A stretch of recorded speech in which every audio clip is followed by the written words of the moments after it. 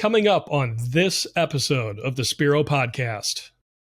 What is going to get your photographer to walk across the yard or walk to the very back of the yard when it's their last shoot, they're cold or hot, they're hungry and they have to use the bathroom, but they know the best angle is in the back corner of the yard? What's going to get them to spend the extra 10 minutes to do that?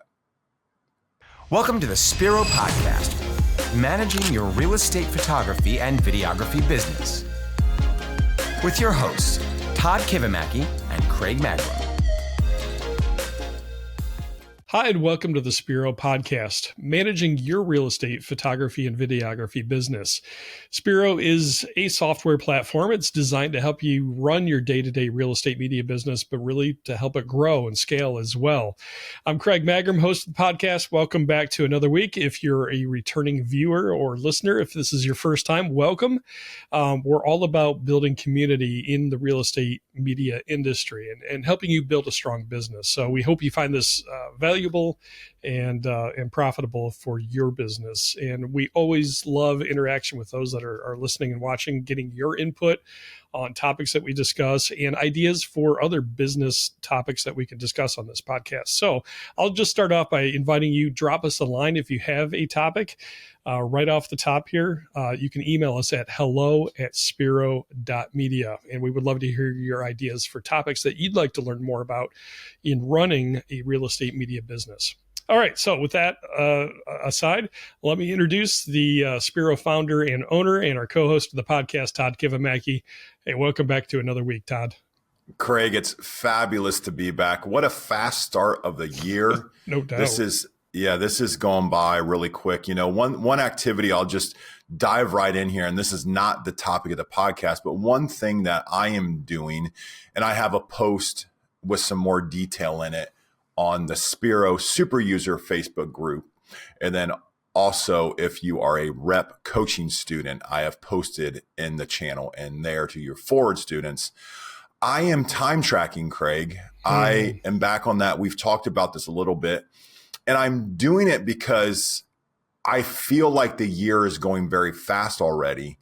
I don't like that feeling. I want to make sure I know where my time is going. It's the one thing I have that I can't get more of. Right. No matter how much money I have, any type of asset, tied along with this week, but you can't get more time is what I'm trying to communicate. And I want to go back to a quote that I didn't come up with, but I learned from a coach. He said, "When you're young, you will trade all of your time for money. However, when you are old, you will trade all of your money to get more time." And so I didn't like this feeling, Craig, of coming in, and I felt like I was more reactive, and I felt like we were getting things done. We were super busy. So the media business has been busy. Spiro's been insanely busy, which is great. I love, that's what we work towards. Craig, you said you had a great busy week. For me though, I was like, I woke up in the middle of the night 3 nights ago, and I remembered I didn't reply to Michael. I was like, oh crap, Michael. There was an email from his assistant in my inbox. I responded right away, said, hey, thank you so much for this. Let me review it and I'll get back to more detail. And I didn't do that. 2 or 3 days went, and I don't like that. So I thought, Todd, think of all the other things you've done that weren't that productive. And we run a business like clients are our number one priority. And that did not sit well with me that Michael's assistant was waiting on me. So anyways, long story short, I just thought, Todd, you've got some time bandits in there, and let's figure out what you're doing. And again, even if you are very efficient with time, looking at a daily timesheet of what you do is great, because if we want to grow, most of us in here, we're all overachievers in here. If you're listening to this, you're an overachiever. You have started a business, taking the leap, thinking about taking the leap, and you want to grow that business. That you're not like everyone else. Okay. True. So you are an overachiever if you are listening to this. If you want to grow, you've got to protect your time, and you've got to put your time and energy into the activities that are going to move your business the furthest along. Again, this isn't the topic for this week, but I can't help but think of a time waster.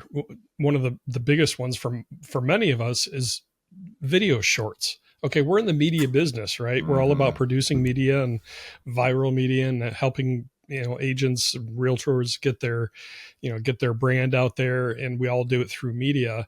And man, it's so easy to scroll through TikTok videos. Well, maybe TikTok that might be getting banned, or YouTube Shorts or any of that. Think of how much you could get done even by just eliminating the mindless scroll. And Todd, I'll admit, I get sucked into that sometimes, and I feel like I've developed like adult onset ADD where it's hard to focus. But yeah, by time tracking, if you write down literally the number of minutes that you spend doing an activity and then start creating time blocks, I guess I'm trying to relate this to the whole idea of multitasking and trying to do it all at once. And we're not, correct me if I'm wrong, but we're not wired to multitask, at least not do it well. We're not. There is no multitasking. It is switch tasking, and it is not good for your brain. Yeah. Yeah. Well, maybe that's a topic for next week we can dive into. We've talked about it before, but it'd be good to review that. Craig, this is so not on our topic, so maybe we're going to rename the darn thing. No, we'll get back to our topic. But I had a very similar experience with YouTube, Facebook Shorts. So part of all of our businesses is we actually need to be on social media channels. And I set time aside for Facebook because there's some groups that I want to make sure that I participate in, and I help and attend, and I'm part of the conversation when needed. And I scroll those darn things too. And you know what? So this is going to be a confession of what shorts you're going to give up. I have not clicked one since the beginning of this year. I won't click them. I don't watch them. They're a waste of time. There's two that I would watch, and one I like, and one was just stupid, mindless time. The first one is there's this individual, and I can't remember what his name is, but he's out of Austin, Texas, and he goes around and he interviews millionaires and billionaires and successful people on the street. And he'll ask them, what's the biggest thing that led up to this? And he just gets like very quick and like really great information from them. And I would click on it. I liked it. But the problem is I would watch 1, 2, 3, 10. I'm like, why am I doing this? So I gave that up. The second one I gave up, and I'm going to admit this to you all, because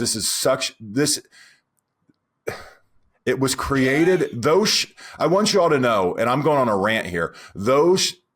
Social media was created to navigate to the part of your brain and exploit it to continue to get you addicted to it. So the dopamine hit that you get and all. So yeah, call me crazy on, or call me a conspiracist, but I believe it true. And so the other one I would watch, I'm just going to tell you, and you tell me what you're giving up in the comments below. Okay. Tell me what video you watched. You're like, I can't believe I watched this thing, Todd, because I'm going to tell you what I watched. There was this guy who would act like he's like a gang member, and he would have a really hard, like mean face. And he'd go up to people like in big cities downtown, and he'd be like, yo, homie, you want to slice? You want to get sliced? And he would say it like, have you seen that guy? I've seen that guy. Yeah. Sorry to the guy that is doing that. I don't know his name, but I would watch these dumb things. I'd be like, oh my gosh, he's so bold. And like, look at where he's at. And he would keep a straight face, and he would keep doing it. And then some guy would walk up with a pizza box and like, hey, you want a slice of pizza? And sometimes they would like it, and sometimes they would chase him. Stupid, y'all, right? Like stupid. Like, why am I like, Todd, you're 42 years old. You have a wife, kids, and businesses, and you're watching this guy talking about, hey, homie, you want a slice? So full confession, I've given that up. I am just saying it out there. Please tell me the mindless video that you're giving up in the comments below, and we'll give them all up together. I'm ashamed to admit, I just watch too many in general. I think I just need to go cold turkey. Let's do it together, Craig. I've got a garage to clean. It's been sitting there for probably the last 2 years, If I spend 10 minutes a day instead of scrolling and go work on the garage, I'd have a great looking garage. Simple, but not easy. Right. Uh, Okay. Well, a great intro to the episode where we're going to be where we're introing a future episode topic about time management. But this week's topic we're going to get to in just a second. But first, we always like to let you know what's going on with the Spiro software updates that are coming through. So, Todd, what do we have this week? Yeah, I will make it quick because I didn't make the first part quick. But we just pushed some updates a week ago, and we were cognizant and put your branding first. And we put in many other things. We've talked about that, so I won't take the time. A couple of points that I want to make to you is we are creating what we're calling, and Shan's calling, it's her brainchild, the Spiro Academy. So this is going to be learning for you, time that you learn, not only Spiro, but we want to give you market insight. We got such great feedback from the broker deal presentation, from the market update. And we want to be generous with that information, share that all to you. So there's 21 years from me, and Shannon has a ton of knowledge that is like, oh, there's different types of brokerages, traditional, capping, transactional. All of those things all matter when you are running and navigating a business. So we're creating the Spiro Academy to give back to you, to spend time with you. These are going to be sessions where some of the team, myself, Shannon, are going to be online with you in a webinar-based fashion to help you hit your goals, to help you better understand Spiro, but also the bigger reason of why we created Spiro, how it fits into growing and scaling your business. So excited for that to come. You will see those schedules start to hit. If you are not part of the Spiro super user group and you're a Spiro user, please jump in there. We give great information. You typically hear about it first in there. Also, we hint to new releases as well. So join the group. If you're a Spiro user, we'd love to have you in there. Absolutely. Good deal. That's exciting. Yeah, I'm excited about it. All righty. Well, let's dive in this week, Todd. No guest this week, but we are going to be working on having some more guests join us here on the Spiro podcast. But Todd, this morning, we record this on Friday mornings, and we have our staff meeting on Friday mornings as well. And you shared a little bit about what's the word I'm looking for? A venture that we have in recruiting some new photographers for WOW video tours. And you talked a little bit about how to build culture with our photographers and let them know that they're cared for. They're, your photographer is, for your business, is really your biggest asset. And we want to talk about covering your assets this week. And so this is very much business related, because you may or may not have heard this before. And I'll just open with this, Todd, and then you can dive in and comment. But the cost of retaining an employee or a contractor, 1099s, retaining them and continuing to invest in them and grow them is much, much smaller than the cost of recruiting and training a new team member. I did a quick search, and now the number is escaping, but how much, I think it's the cost of losing a veteran team member is something like their salary or salary and a half is the expense of losing somebody and having to hire a new one. Yeah. And I was like, whoa. I mean, I knew it was more, but I didn't realize how much. So do you want to kind of dive in, Todd, and talk with us a little bit about the business impact of caring for your photographers? For sure. So let's think about this. If you have a photographer right now on your team, or if you're thinking about hiring a photographer, or if you are the only photographer, you will resonate more with this. I will tell you, the further away you get from being that sole photographer and put yourself into the business owner, just naturally, it's the law of elasticity. The more naturally you forget about being in the trenches every day as a photographer. Yeah. So, for example, in our area, and many areas throughout the US and the world that are in winter, it was dangerously cold this week for us in our markets. Yeah. Like dangerously, a couple of days, like negative 10 to 20 Fahrenheit with the wind chill. And I had one of our most seasoned photographers come in and just spend a little time with him this week. And we'll get to some strategy of things that you should be doing with your team. But just small talk before we got into a few questions I had for him, talking about it was so bad on Tuesday. That was the day that it was that cold.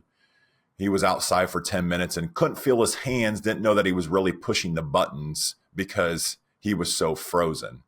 And think about this, and those of you that are shooting, you're like, yeah, I'm doing it. And those of you that are in Florida are like, yeah, it's worse in the summer because it's like I'm in an oven. But you are asking someone on your team to go out there on your behalf, wear your polo shirt with your logo, your hat, or whatever it is. And you really need them to replace you, right? I mean, this is business. But for those of you that forgot about that transition, and I think Craig will have a story to tell with this, but remember the first time that you sent another photographer and how nervous and any feedback. And remember, anyone you send on your behalf is not going to be you. A good goal is they're 70 or 80% of you. And that's great. No need to get them anymore. So that's just one thing to remember, is that your face, the face of your company, is in the hands daily with your photographers. At WOW, we have a sales team. Okay, so Craig is on the sales team. He does a hybrid role. We have 4 other salespeople. So we have a team, and we have a manager, and we have a director. That's a lot of people that are selling, right? They are a fraction of the input that we have with our team, or with our clients, excuse me. No matter how much interaction they have, on a busy summer day, if we shoot 80, that's 80 opportunities that our photography team, 80 appointments, can potentially see an agent. Say they're there half the time, an agent or a homeowner, because homeowners are really your clients too. Remember, they're your client's client. That's about 40 times. No matter how hard the team of 5 or 6 worked, we would not see 40 clients in a day. So I just say that because there's times where you're going to review your photographer's media and you're like, oh, why did they do that? Why did they angle down the camera? Why did they stand inside the room? Why did they shoot it at that angle? Why did they say that thing to a homeowner or a client? Or why were they late? But remember, they're not the owner of the business.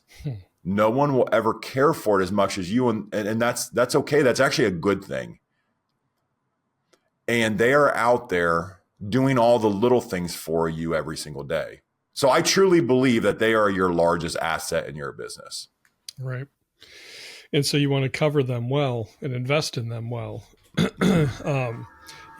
One thing that we've talked about, Todd, before in our staff meetings and elsewhere, is how easy it is for a photographer that's serving a particular market to feel like they're out on an island by themselves. Oh, yes. And you can get that lonely feeling, and you shared a little bit, and I'm guilty of this, where when you're out by yourself working, it's kind of a nice thing. There's a lot of aspects I like about that, being a photographer out in my own market, but it's also somewhat alienating, and you can start to have conversations in your head that may or may not be true, and a lot of times probably aren't true, where you start having perceptions or thoughts about your company, the people that you're doing this work for, say as a contractor.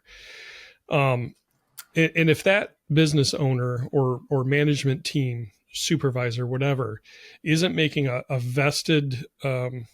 taking a vested interest in that photographer and really engaging them purposefully, they're gonna feel alone. They're gonna feel not a part of the culture, not a part of the company. It's just a paycheck. They're just out. There's a disconnect. So Todd, sure. I would ask you, from an owner's standpoint, and even maybe what WOW is doing right now to try and minimize that disconnect. What are some good practical tips or strategies that, say, WOW is working on to engage our photographers and build just a cohesive unit and make those photographers feel part of the family, the company, the family? Yeah, I'd love to share. So currently, and this is just what we're doing at WOW. So currently well, let me step back a few months ago because there's some value in some things we've been doing. So a couple months ago, the team called every single photographer and we asked them how things are going. What can we help with? And this was informal. This is just along the day when we knew that they weren't in a property.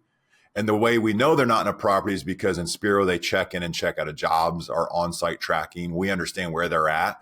So just a fabulous tool that when your photographer is done with a job, when they're en route to the next property. So we called them again, and that's somewhat about knowing and understanding your photographers.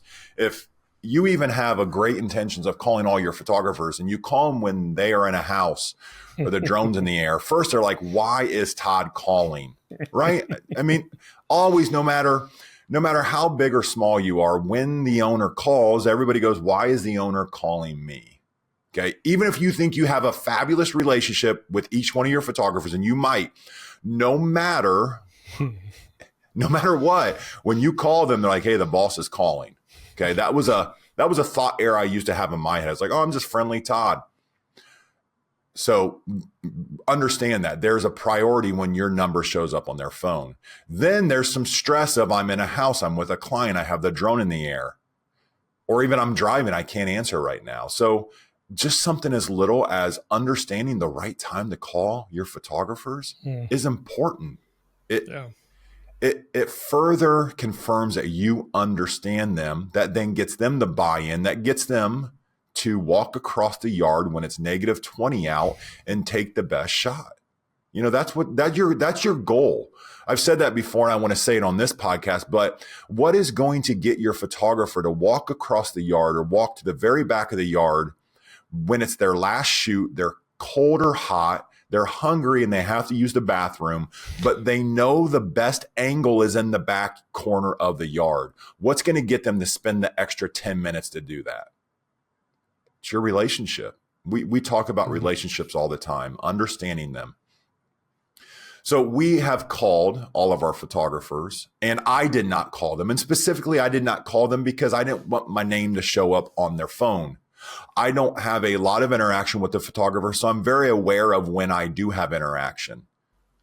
And I didn't feel it was necessary to have me called. We had Brittany and Jess called, and that's normal for them. And we collected really great feedback. We jotted it all down. We took it into consideration.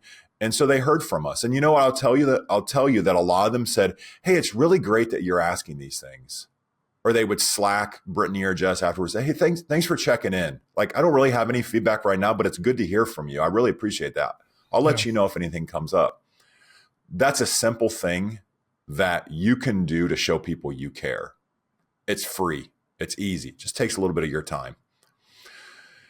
Then from there, we realized through projections and our goals for 2025 that we were going to need to hire more photographers. Okay, so I think we're trying to hire 6 right now is what we're trying to hire. And in that, we realized that it was time to talk to some of our most seasoned photographers, the ones that have the most experience, and review some of our training practices and procedures. Now, we have a very, very detailed training guide. So our previous trainer who was with me for a very long time, he was fabulous at what he did. He created a very detailed training guide, video series, training guide, expectations. We have levels. He's a school teacher. In fact, he went back into the school system, which I'm happy. I'm sad that we don't have his expertise there, but I'm super happy for him. He is back at the school his kids go to, but he created a curriculum for our photographers. And we feel it's very special. We feel it's great, but we don't feel that anything is ever perfect. So we're now collecting feedback on that process of how we train photographers. That is, we have 4 pillars here at WOW with the way we train individuals. We feel it contains 4 things. And the first one is finding and onboarding new photographers, onboarding and training. So that is pillar 1, and that's what we're focused on because we are trying to hire 6 photographers right now. Awesome. Well, with growth, yeah, we definitely need to add to the team, Todd. So it is exciting. It's also scary, new group of people coming in to get trained, and again, there's a business expense to that, but it's not always a bad thing. If you're in a growth mode and you have to add people, you're not replacing necessarily. So let's kind of go back to that.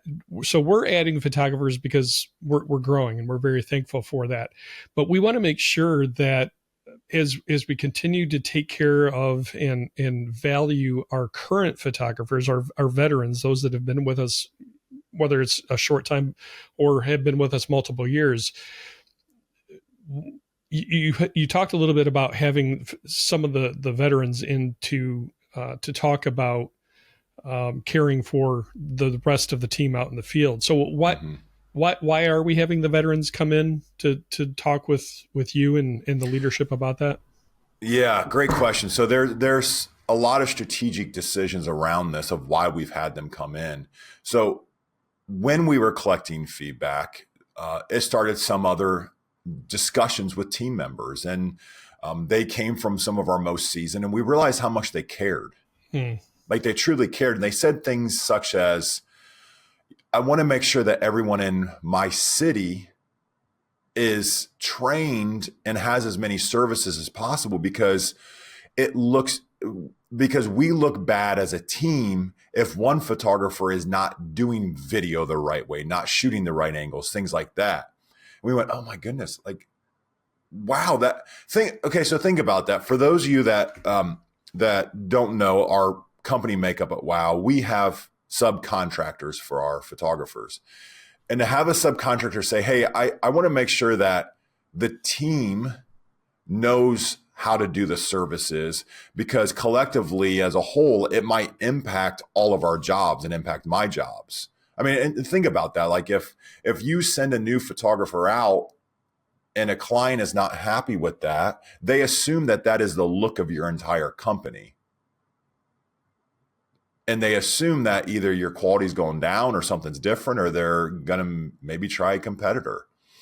So we heard some really great things from our team. And then we also heard some ideas from them for training and asking, hey, can we help do this in the field? Can we help? So it got us thinking of like, maybe there's positions here to make people something that we in the past have called like a regional trainer. And that is one of the most experienced person, one of the best teachers in the city. And some of what they do is they spend time helping correct issues and gaps with photographers in the field. And so things like that were said, Craig, that we know there's so much more in their head.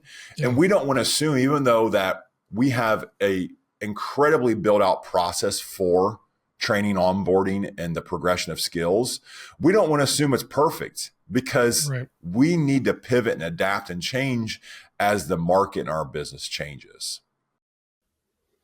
You know, what you said about one photographer having a skill set versus another that might not be doing it quite the same. And so our clients are wondering, what has the quality gone down? I mean, that's a real thing. Let me give you a personal example. So I've got one other photographer in my market that we shoot, we both shoot. I do a majority of them, but I felt really bad, Todd, because this photographer shared a comment with me just in the last day or two that they feel like the client is disappointed when they show up and it's not me. And my heart sank, because I mean, I care about people, and I don't want this photographer to feel that way. I mean, I value the relationships I've built, over the multiple years, but I want them to be successful and feel like they're valued by our clients and not just by the company. But there is an experience difference. I've been doing this a lot longer, and so clients have gotten used to a certain look and a certain way, that I shoot, which is mostly the training that I've gotten from WOW.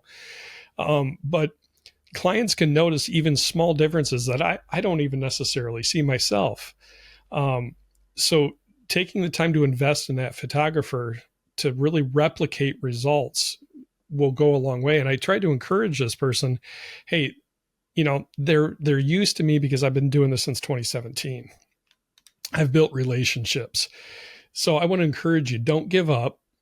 go back to your training, review things, look at things that I've shot, that other photographers and other markets have shot, and just try and replicate what you can, minimize any differences that you might have, and look at it as building relationships, that you're part of that realtor's team.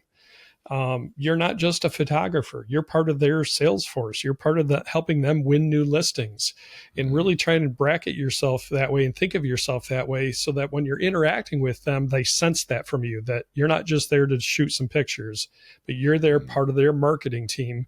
And as you do that, as you communicate to them your desire to help them grow their business, you're going to develop the same relationship that I have with them, because that's how I've positioned myself in the market that I serve. So if our messaging and our tactics and ways we shoot are constant, they're going to start to trust you more as well. So don't give up. So all of that to say consistency, and taking the time to invest in your photographers and help them to see the why of what they're doing. Yeah, I love that, Craig. Craig, I'm going to ask you a question, and I'll ask you this question on Monday for y'all. Craig's going to be part of that group too. That's coming in on Monday for our company. But I'm going to ask this now because I think this is something that I'm very curious about. Oh boy, no pressure. and this is the reason why we ask questions, because it's like, I simply don't know. Yeah, there is no pressure because I don't know this. Do you think that consistency, do you think it's more technical, or do you think it's more client service of where that photographer has it? Do they show up because it's not warm, friendly Craig that knows about their family, that has a history with them? Or are they disappointed because when they get that link, they go, oh, Craig's reflection's not in the mirror?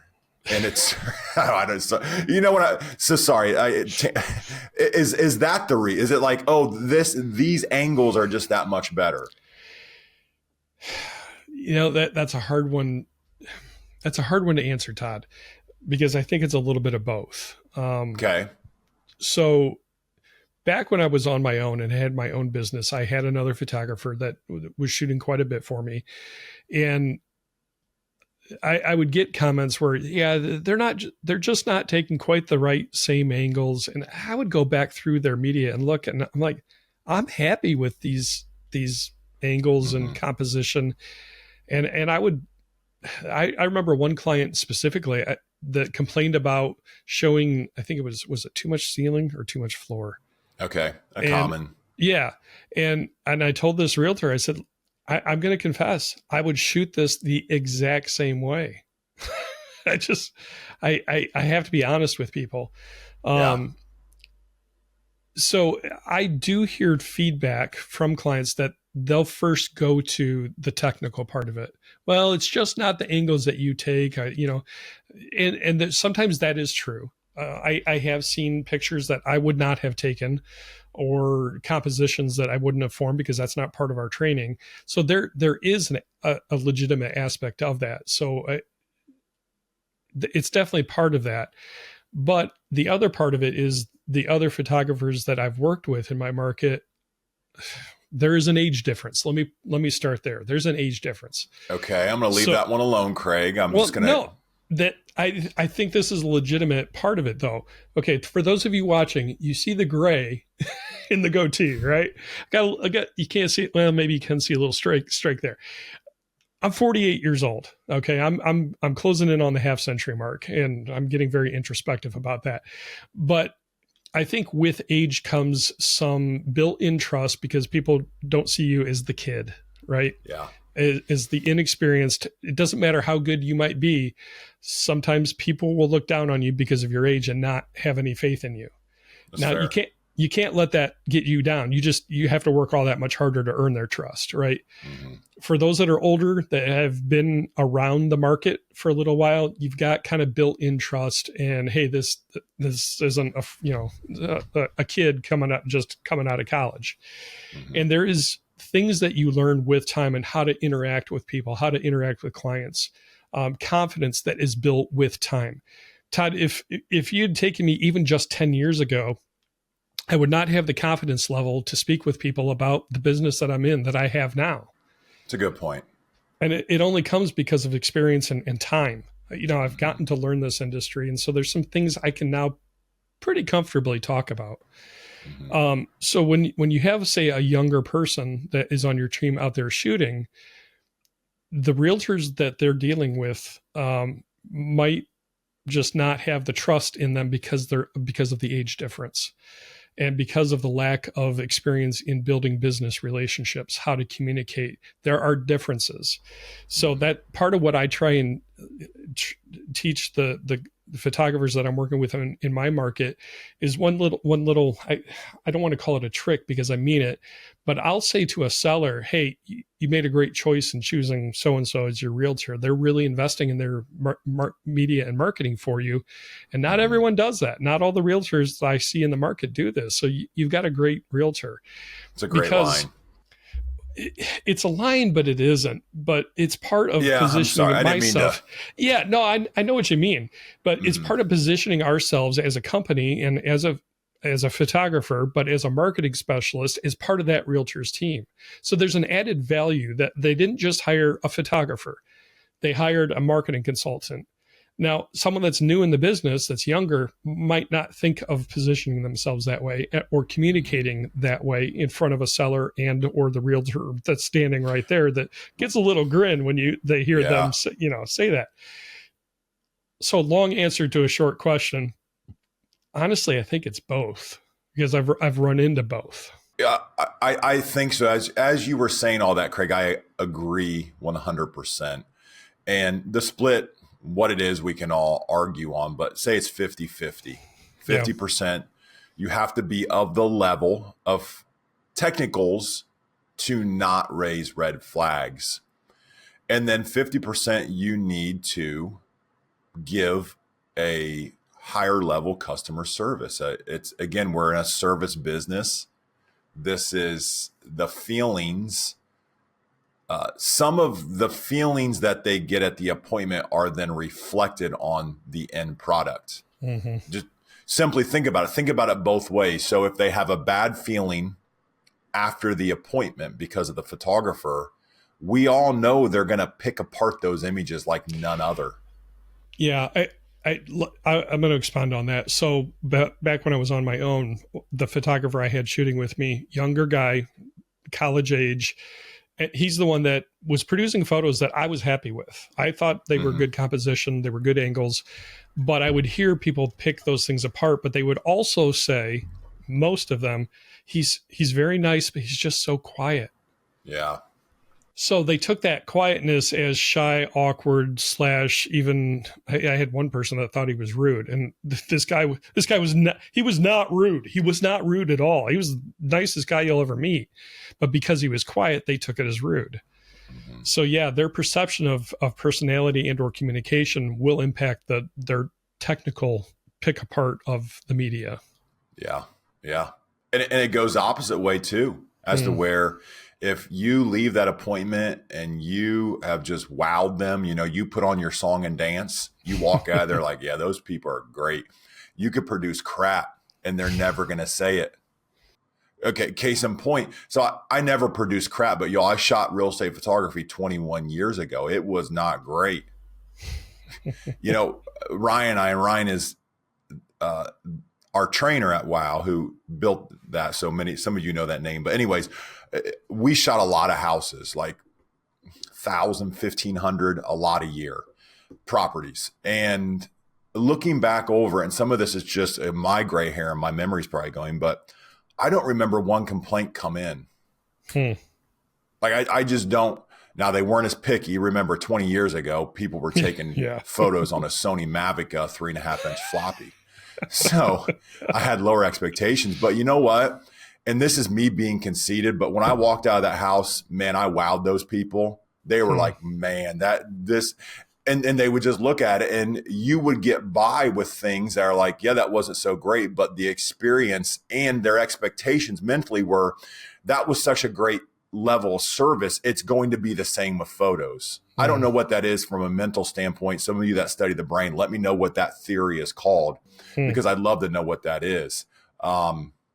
But the same happens. And then you even set your photographer up to fail, because if you're giving that really high level of customer service, and they're not, and their photos aren't so great, that's when you start to get into the nitty gritty of painfulness, because now you're like, oh, why'd I even try to hire a photographer? But that's not the case. You should hire photographers.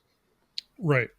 And so part of covering them and investing in them, that there's a business profitability to that, of taking the time to teach that photographer everything that you know, and thinking through all aspects of it, from the technical part to the customer service part.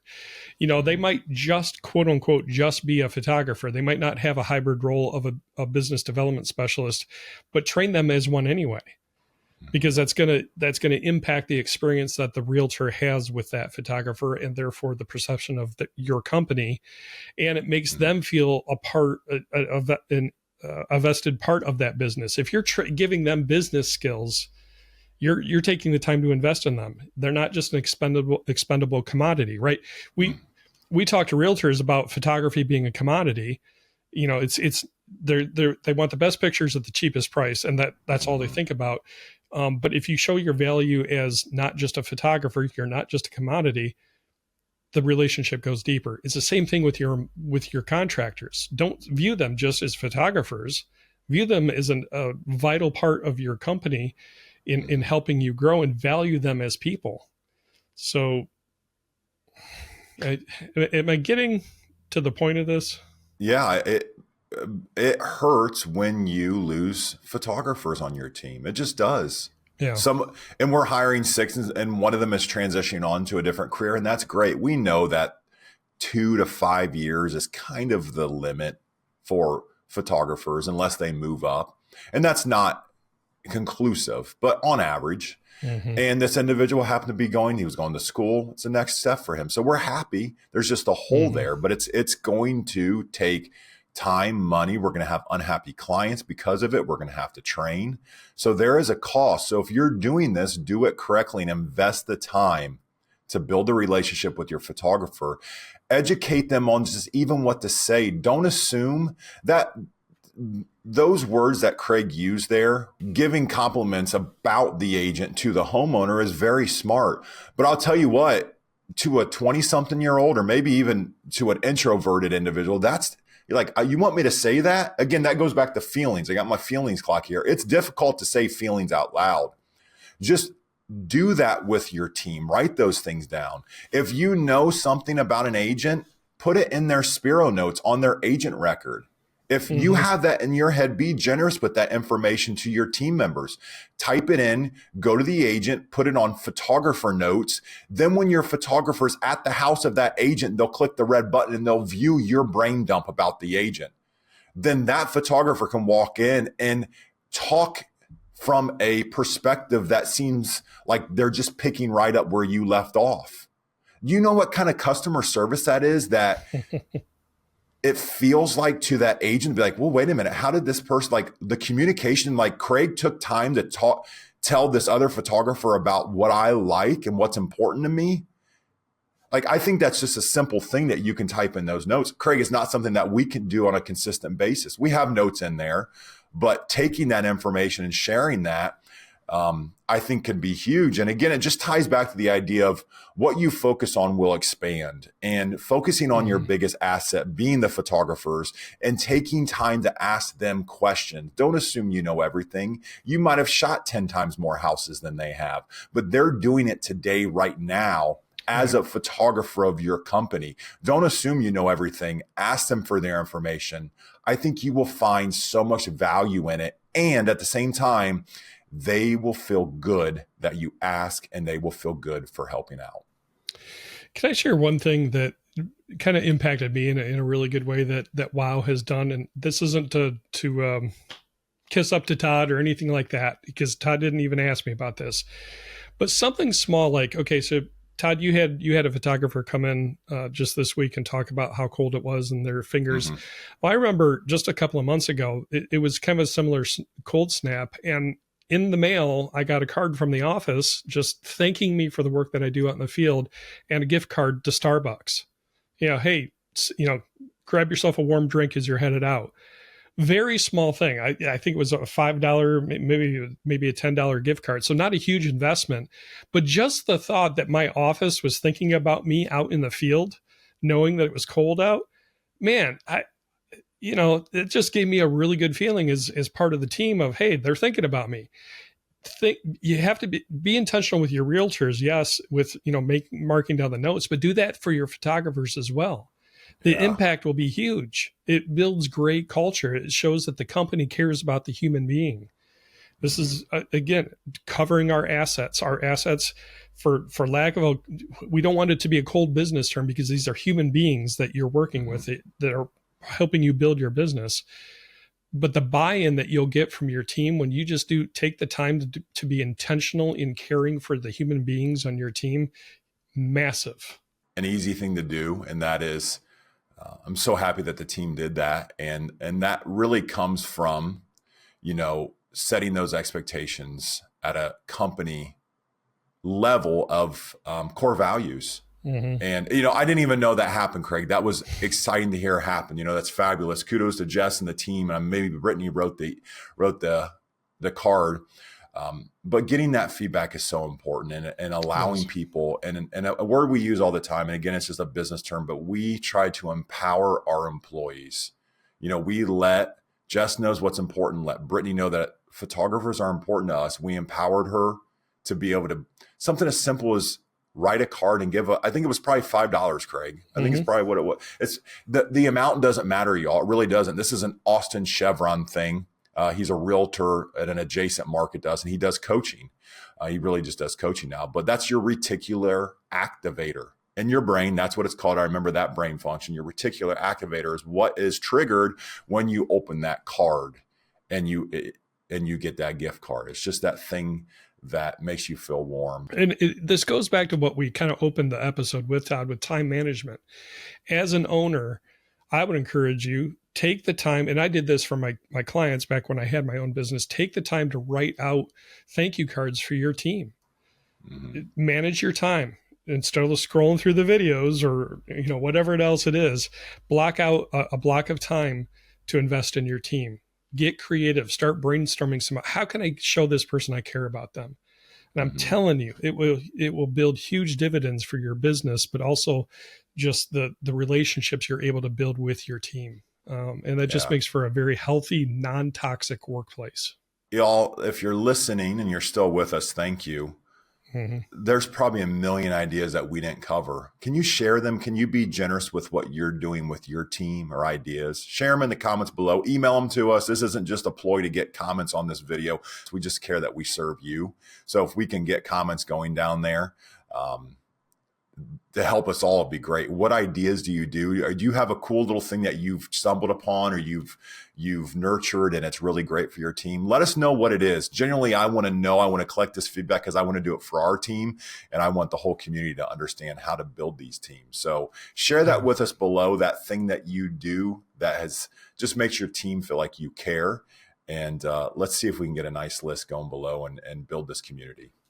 I just have to comment real quick. You mentioned we're not asking for comments to build a huge following or anything. Quite a bit I get emails from social media influencers and strategists on, hey, we've noticed you only have such and such number of subscribers or whatever on your channel, and we can help you grow, blah blah blah.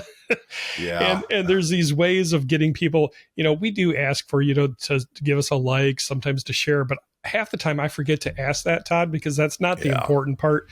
We want to build an authentic community and share ideas on how to build strong businesses. So I will, because I'm remembering, I will ask you if you found value in this, give it a like, share it with others that you've other colleagues and friends in the business if you found value in it. And if you're just now starting to listen, we would love for you to subscribe just so you get the notifications on when new episodes drop. So there's the social media ask. but that's ultimately not why we're doing it. It's not. We could probably be tuned up at so many levels. We're probably doing everything by the book wrong to grow the channel, but it's a cool community. It's great to hear from a lot of you, and we like this tight-knit community. Yeah. And this is just like we've said before, Craig and I are both just so appreciative that some of you that like more than one of you would tune in, and a lot of you tune in weekly. So, just thank you for that blessing that you've given to us. Absolutely. All right. Well, Todd, thanks for all you shared this week. And you as well, Craig. Thanks for that feedback about, because you're doing it every day. Yeah. Yeah. Well, I love what I do. And I've bragged to our clients what a great culture we have. And I love what I do. And when you love what you do, it shows, and people pick up on that positivity. So that's another benefit to really investing in your people, is if they love what they do because they've got a great culture that they're working in your business, that's going to show to the clients that they're working with or prospects. There's just so many good things. So anyway, Okay. How about we wrap up, Todd? Does that work? That sounds good. That is great. That's a great week. All right, guys, thank you so much. We hope you found value in this. And like Todd said, share some ideas of how do you invest in your team? What are some things that you found have really elicited a really good response from your team that they show you that they appreciate what you've done for them? We'd love to hear those ideas. If you're watching on YouTube, leave a comment below. If you're listening to the podcast, make sure you drop us a line, hello@spiro.media, because we'd love to learn from you as well. Guys, have a great week. Take time out to be thankful for the blessings in your life, and make sure you take a breath. Take care. Thank you for joining us for the Spiro Podcast, Managing Your Real Estate Photography and Videography Business. This is a production of Spiro and Wow Video Tours. You can find out more about Spiro's real estate media business management software at our website, spiro.media.